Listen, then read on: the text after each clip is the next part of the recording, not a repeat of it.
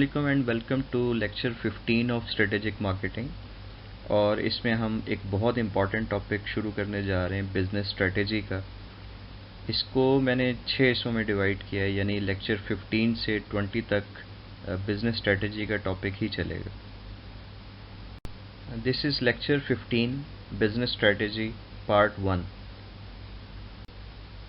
आज के लेक्चर का आगाज़ हम कुछ बेसिक टर्म्स जो है उनको डिफ़ाइन करके करेंगे, क्योंकि ये बेसिक टर्म्स बहुत दफ़ा इस कोर्स में रिपीट हो रही हैं, आगे भी होंगी।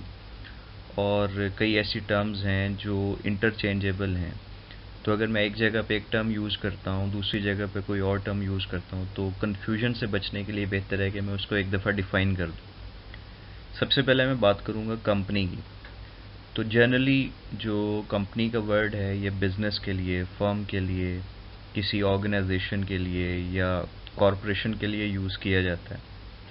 और इसकी मुख्तलिफ़ टाइप्स होती हैं, जिसे सोल प्रोप्राइटरशिप कहते हैं या पार्टनरशिप कहते हैं। ये प्राइवेट लिमिटेड भी हो सकती है, पब्लिक लिमिटेड भी हो सकती है। लेकिन अगर हम टेक्निकली बात करें तो कंपनी का जो वर्ड है ये ज़्यादा फॉर्मल है, और ये लीगल और रजिस्ट्रेशन की जो रिक्वायरमेंट्स हैं उनको पूरा करता है। यानी जनरली तो आप किसी भी कैटेगरी के लिए बोल सकते हैं, लेकिन टेक्निकली इसके जो मीनिंग्स हैं वो ज़्यादा फॉर्मल हैं। दूसरी टर्म है फर्म। ये कंपनी से लेस फॉर्मल होती है, और ज़रूरी नहीं है कि एक रजिस्टर्ड फर्म ही हो। अगर रजिस्टर्ड होगी तो आमतौर पे इसे कंपनी कहा जाएगा, अदरवाइज फर्म का वर्ड कहीं भी बोला जा सकता है। इसी तरह से एक टर्म है कॉरपोरेशन या कॉरपोरेट। जो लार्ज कंपनी है या ग्रुप ऑफ कंपनीज़ हैं उनके लिए हम ये टर्म इस्तेमाल करते हैं। एक पेरेंट कंपनी या ऑर्गेनाइजेशन के लिए भी ये टर्म यूज़ की जा सकती है। इसी तरह जो हेड ऑफिस होता है उसके लिए भी कॉरपोरेट या कॉरपोरेशन की टर्म यूज़ की जा सकती है। नंबर 4 पे है एजेंसी। आम तौर पे जो एजेंसी की टर्म है वो दो पार्टीज़ के दरमियान जो एक इंटरमीडियरी कंपनी होती है, जो दोनों के दरमियान एक कनेक्शन का बायस बनती है, उसे हम एजेंसी कहते हैं। जिस तरह आप देखें कि एडवर्टाइजिंग एजेंसी है, तो ये मीडिया फर्म्स और जो क्लाइंट फर्म्स हैं उनके दरमियान इसका एक रोल होता है। इसके बाद बड़ी एक कॉमन टर्म है ऑर्गेनाइजेशन की, जिसकी प्रॉपर डेफिनेशन तो हम पढ़ते हैं कि 2 और more people working together for achieving common goals. लेकिन हम कंपनी के लिए, फर्म के लिए, कॉरपोरेशन के लिए या बिज़नेस के लिए भी इसको यूज़ कर सकते हैं। ये सारी इंटरचेंजेबल टर्म्स हैं। फिर है इंडस्ट्री। आमतौर पे जो सेट ऑफ कंपनीज़ हैं जो एक दूसरे के कंपेटिटर्स भी होते हैं, एक ही बिज़नेस में होते हैं, उनको इंडस्ट्री कहा जाता है। इसके बाद है मार्केट। मार्केट की एक डेफिनेशन तो कस्टमर के बेस पे, यानी set of potential and actual buyers, उन्हें हम मार्केट कहते हैं। और समटाइम्स ये एक कॉमन प्लेटफॉर्म या फैसिलिटी या प्लेस या एनवायरनमेंट फॉर ट्रेडिंग के लिए भी यूज़ किया जाता है। इसी तरह से कुछ ऐसी टर्म्स हैं जैसे इंडस्ट्री है या टास्क एनवायरनमेंट है या मार्केट है, इनको इंटरचेंजेबली भी यूज़ किया जा सकता है। इसके बाद एक टर्म है सब्सिडरी। सब्सिडरी जो है ये एक सेपरेट एंटिटी या कंपनी होती है जिसमें पेरेंट कंपनी के एटलीस्ट 50% जो शेयर्स हैं वो होना ज़रूरी हैं, और इसकी अपनी एक लीगल स्टैंडिंग होती है। इसे एक बिज़नेस भी कहा जा सकता है। तो आम तौर पे जब पेरेंट कंपनी एक्सपैंड करती है और वो एक्सपेंशन जो है वो अनरिलेटेड फील्ड्स में होती है, तो कई सब्सिडरीज जो है वो इसकी बन जाती हैं। इसी से मिलती जुलती जो टर्म है वो सिस्टर कंसर्न, और चूँकि ये भी एक सब्सिडरी होती है लेकिन आम तौर पे ये अनरिलेटेड प्रोडक्ट्स के लिए होती है। जो सब्सिडरी होती है वो ज़रूरी नहीं अनरिलेटेड के लिए हो, वो रिलेटेड भी हो सकती है, लेकिन सिस्टर कंसर्न जो है ये अनरिलेटेड प्रोडक्ट्स के लिए होती है, और इसके लिए भी आप बिज़नेस की जो टर्म है वो यूज़ कर सकते हैं। Next term is branch. इसे आप एक कंपनी का सब ऑफिस भी कह सकते हैं। एक कंपनी है जिसके मुख्तलिफ लोकेशंस पे ऑफिसेज़ या ब्रांचेज़ हो सकती हैं। कोई बैंक है, उसकी मुख्तलिफ जगहों पे ब्रांचेज़ हो सकती हैं। और इनकी कोई अलहदा से लीगल स्टैंडिंग्स नहीं होती, बल्कि ये कंपनी का ही हिस्सा होते हैं और इनके जो भी अकाउंट्स हैं वो जॉइंट होते हैं। इसके बाद बिज़नेस है। बिज़नेस को एक कमर्शियल एक्टिविटी कह सकते हैं टू अर्न प्रॉफिट, और यही जो टर्म बिज़नेस है इसको हम सब्सिडरी के लिए भी यूज़ कर सकते हैं, सिस्टर कंसर्न के लिए भी यूज़ कर सकते हैं। इसी बिज़नेस को एसबीयू के लिए भी इस्तेमाल किया जाता है। फिर डिवीज़न है, जो कि part of a large organisation होती है या कंपनी होती है या कॉरपोरेशन होती है। मैंने बताया था कि आम तौर पे जो लार्ज कंपनीज़ हैं उन्हें कॉरपोरेशंस कहा जाता है, तो उसके अंदर कई डिवीज़न्स जो है वो मौजूद होती हैं। और डिवीज़न का जो टर्म, इसकी जो टर्म है वो आम तौर पे ज़्यादा इंटरनल ओरिएंटेशन के लिए इस्तेमाल की जाती है। ये एक ऑर्गेनाइजेशन का या कॉरपोरेशन का कोहेसिव पार्ट होता है। कोहेसिव से मुराद है कि एक्सटर्नली को बहुत ज़्यादा इसका रोल नहीं है, लेकिन इंटरनल जो मैनेजमेंट है, एडमिनिस्ट्रेशन है या आपके ऑपरेशंस हैं, प्रोसेसेस हैं, उसको कंट्रोल करने, फैसिलिटेट करने के लिए यूज़ की जाती हैं। इसकी कोई अपनी सेपरेट स्ट्रेटेजिक डायरेक्शन नहीं होती, बल्कि जो ओवरऑल कॉरपोरेट की डायरेक्शन है उसी को फॉलो करती है। और डिविजन्स या तो प्रोडक्ट कैटेगरी की ऊपर बेस करती हैं या लोकेशन के ऊपर भी बेस कर सकती हैं। जैसे यूनिलीवर आपको पता है कि एक मल्टीनेशनल कंपनी है, तो इसकी एशियन डिवीज़न भी है, इसकी अमेरिकन डिवीज़न भी है, यूरोपियन डिवीज़न भी है। ये बेस्ड ऑन लोकेशन है, और प्रोडक्ट कैटेगरी की बेस पे भी इसकी डिवीज़न्स हो सकती हैं। फिर जो टर्म इसमें बहुत इम्पॉर्टेंट है और जो आज का लेक्चर के साथ रिलेटेड है वो है एसपीयू या स्ट्रेटेजिक बिजनेस यूनिट। अब ये जो एसपीयूज़ हैं इनकी अपनी एक डायरेक्शन होती है, जिसे स्ट्रेटेजिक डायरेक्शन कह सकते हैं। तो ये पॉलिसीज़ जो हैं वो तो हेड ऑफिस या कॉरपोरेट की फॉलो करते हैं, लेकिन जो स्ट्रेटजीज़ बनाते हैं उनकी अपनी होती हैं। तो डिवीज़न और एसपीयू में डिफरेंस ये एक तो ये कि डिवीज़न की कोई अपनी डायरेक्शन या स्ट्रेटेजिक डायरेक्शन नहीं होती, लेकिन एसपीयू की अपनी एक स्ट्रेटेजिक डायरेक्शन होती है।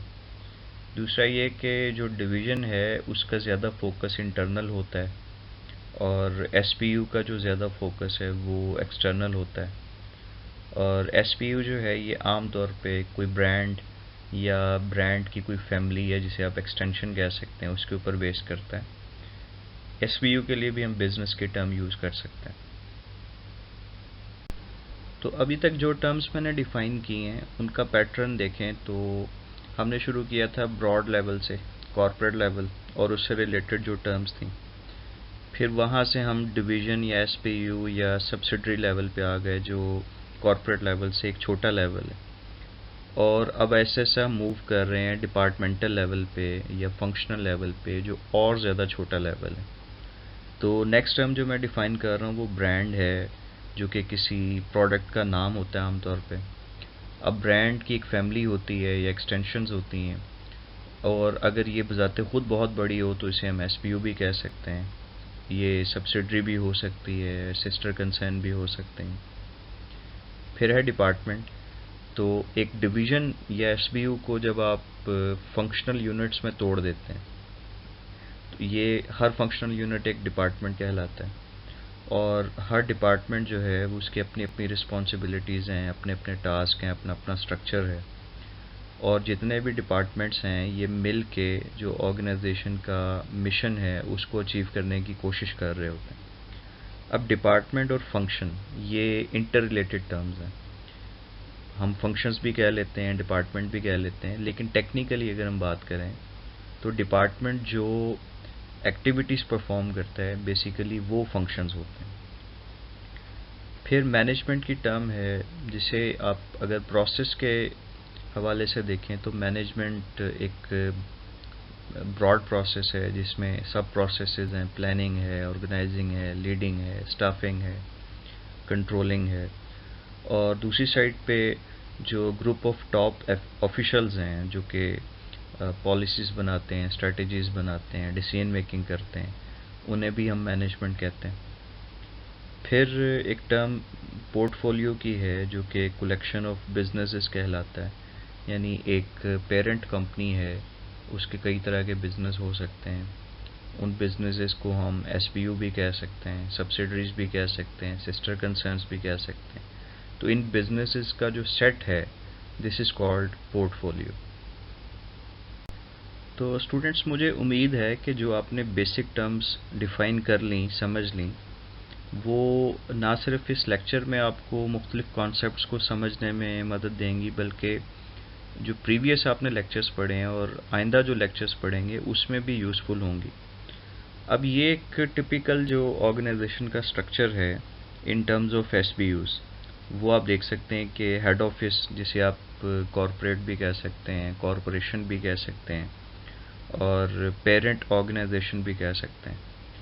तो इसको जो हेड करते हैं वो सीईओ होते हैं, और उनके ऊपर फिर बोर्ड ऑफ डायरेक्टर्स होते हैं, दूसरे सीनियर एग्जेक्टिव्स होते हैं, और फिर उसके बाद आ जाते हैं एसबीयूज़, ए बी सी। यहाँ पर 3 एसबीयूज़ जो है वो दिखाए गए हैं, जो कि बेस्ड ऑन प्रोडक्ट्स हो सकते हैं, बेस्ड ऑन ब्रांड्स हो सकते हैं, लोकेशंस हो सकते हैं।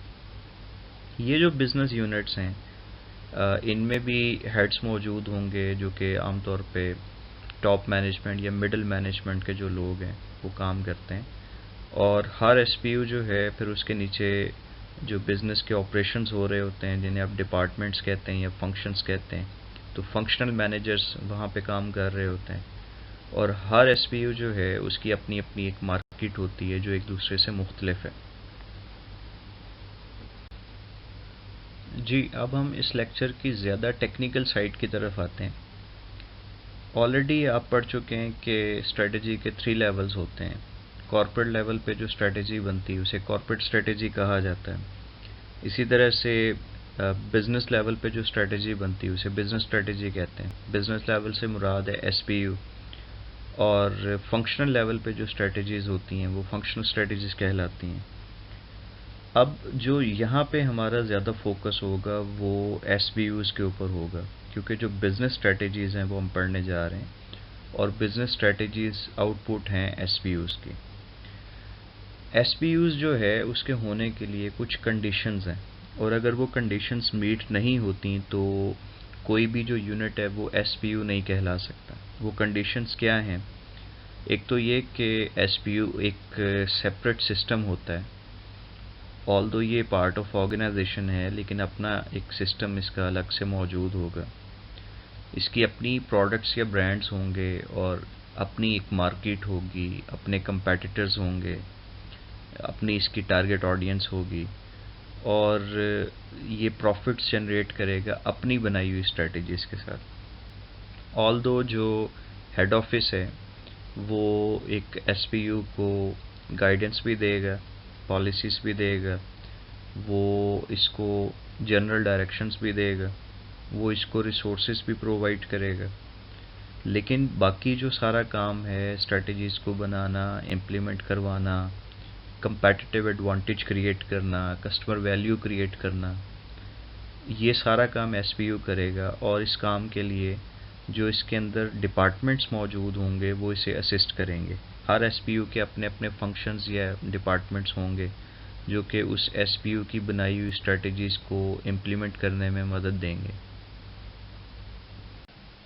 कॉर्पोरेट स्ट्रेटजी का ताल्लुक कॉर्पोरेट लेवल के साथ है, और ये 4 काम करती है। एक तो ये एसपीयूज़ को जनरल गाइडलाइंस, जिन्हें आप पॉलिसी भी कह सकते हैं, वो प्रोवाइड करती है। दूसरा, ये डिसीजन करती है कि किन एसपीयूज़ को हमने प्रमोट करना है और किन एसपीयूज़ को हमने सेल आउट कर देना है। फिर ये एसपीयूज़ के ऑब्जेक्टिव्स भी सेट करती है, जैसे मार्केट शेयर को इंक्रीज़ करना, या मार्केट की क्या स्टैंडिंग होनी चाहिए, या प्रॉफिट अर्निंग जो है उससे रिलेटेड ऑब्जेक्टिव्स। और चौथी चीज़ ये कि ये एसपीयूज़ को जो रिसोर्सेज या फाइनेंस चाहिए होता है इन ऑब्जेक्टिव्स को अचीव करने के लिए, वो रिसोर्सेज भी प्रोवाइड करती है। अब अगर हम बात करें एसपीयू की, तो एक बड़ा मेजर पॉइंट ये है कि जो कंपटीशन है मार्केट में वो कॉरपोरेट्स या हेड ऑफिस के दरमियान नहीं होता, वो एसपीयूज़ के दरमियान होता है। और ये एसपीयूज़ जो है वो बेस करते हैं किसी न किसी ब्रांड के ऊपर। इसी तरह जो फंक्शनल डिपार्टमेंट्स हैं वो एसपीयूज़ की स्ट्रेटजी को इम्प्लीमेंट करने में उसको असिस्ट करते हैं, उसकी मदद करते हैं। अब एक केस ये हो सकता है कि एक कंपनी है जिसका एक ही ब्रांड या एक ही एसपीयू है। उस केस में उसकी जो कॉर्पोरेट स्ट्रेटेजी और बिजनेस स्ट्रेटेजी वो ऑलमोस्ट एक ही तरह की होंगी, उसमें बहुत ज़्यादा डिफरेंस नहीं होगा। तो जो स्ट्रेटेजिक मार्केटिंग का सब्जेक्ट है इसको हम इन रेफरेंस ऑफ एसपीयूज पढ़ते हैं, इसलिए एसपीयूज स्ट्रेटेजिक मार्केटिंग के हवाले से बहुत इंपॉर्टेंट टॉपिक है। एसपीयूज की इसी इम्पोर्टेंस को इस डायग्राम में शो किया गया है, जहाँ पे बिजनेस स्ट्रेटेजी सबसे ऊपर रखी गई है। बिजनेस स्ट्रेटेजी का ताल्लुक एसपीयूज के साथ होता है और कॉर्पोरेट स्ट्रेटेजी यहाँ मौजूद है जो कि इंटरलिंक्ड है बिजनेस स्ट्रेटेजी के साथ। ऑलरेडी हमने पढ़ा कि कॉर्पोरेट स्ट्रेटेजी ना सिर्फ पॉलिसीज़ देती है एसपीयूज को, बल्कि उनके ऑब्जेक्टिव्स भी सेट करती है और उनको रिसोर्सेज भी प्रोवाइड करती है। और फंक्शनल स्ट्रेटेजी जो है, जो कि डिपार्टमेंटल लेवल पे बनती है, ये एसपीयूज की बनाई गई स्ट्रेटेजी को इम्प्लीमेंट करने में मदद देती है। और यूं ये तीनों स्ट्रेटेजीज मिल के जो कॉरपोरेट के गोल्स हैं, ऑब्जेक्टिव्स हैं और इसका जो मिशन है उसको अचीव करने में एक दूसरे के साथ हेल्पफुल होती हैं, एक दूसरे को असिस्ट कर रही होती हैं। दूसरी साइड पे अगर हम बिजनेस स्ट्रेटेजी की बात करें तो उसका मेन कंसर्न होगा कि हमने कंपैटिटिव एडवांटेज को कैसे क्रिएट करना है और कौन सी कंपैटिटिव स्ट्रेटजीज़ हम अप्लाई करेंगे कंपैटिटिव एडवांटेज को क्रिएट करने के लिए। फिर जो एसपीयू है ये कस्टमर की जो नीड्स और वांट्स हैं उनको भी आइडेंटिफाई करेगा और उसके अगेंस्ट ये जो स्ट्रेटजीज़ हैं मुख्तलिफ, जैसे एसटीपी हैं, ये 4 पीज़ हैं। एसटीपी से मुराद है सेगमेंटेशन, टारगेट मार्केट सिलेक्शन और पोजिशनिंग। और जो 4 पीज़ हैं उससे मुराद है प्रोडक्ट, प्राइस, प्लेस, प्रमोशन, जिसे हम मार्केटिंग मिक्स स्ट्रेटजी भी कहते हैं। तो ये भी एसपीयू का काम होता है इनको डिज़ाइन करना। और बेसिकली जो पोजिशनिंग है ये बेस ही 4 पीज़ के ऊपर करती है। 4 पीज़ चेंज होंगी तो पोजिशनिंग भी चेंज होती चली जाएगी।